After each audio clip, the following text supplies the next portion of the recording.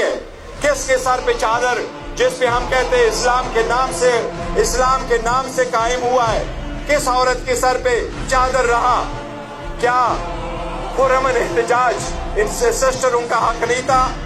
ان کے سروں سے دوپٹہ کس نے کھینچا اس ملک میں جو اسلام کے نام پہ آباد ہوا، آزاد ہوا؟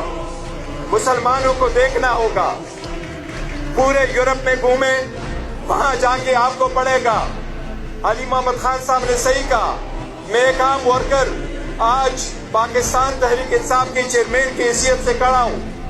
یہ عمران خان صاحب یہ ویژن لے کے آیا، مسلمانوں کو چاہیے یہ ویژن اپنائے۔